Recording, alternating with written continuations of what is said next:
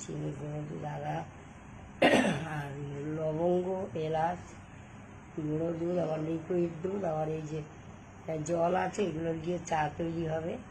এই এক এক করে আমি ঢালবো, সব এখানে দেবো, এই চা তৈরি হবে।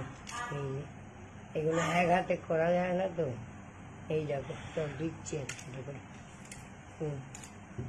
এই দুধটা আগে ঢেলে দিলাম,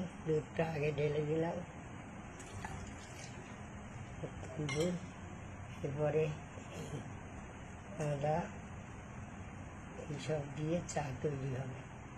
এই যে এইগুলো দিয়ে ফোটানো হবে, ফোটানোর সময় দিচ্ছি, দেখাচ্ছি সব।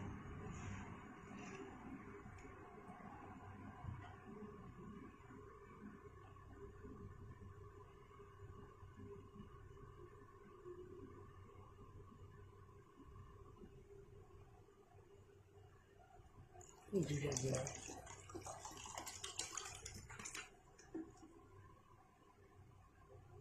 চিনি, দুধ ঢালতে হচ্ছে না, এক হাতে হচ্ছে না, এই জন্য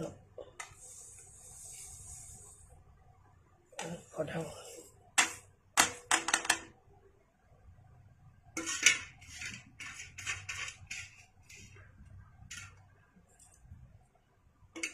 দেখাচ্ছি, বললাম না দেখাবো কী করে, এই যে দেখাচ্ছি। এই যে ফুটে উঠেছে, চাটা খুব ফুটে উঠল, এরপর আমি কমিয়ে দিচ্ছি। এবং ফোটালে চাটা খেতেও ভালো লাগে, স্পেশাল টি।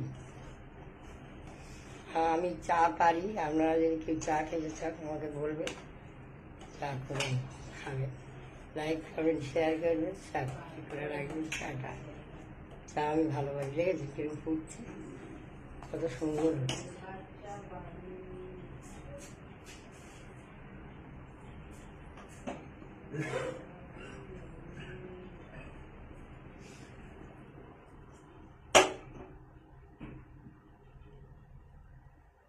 এই যে বন্ধু।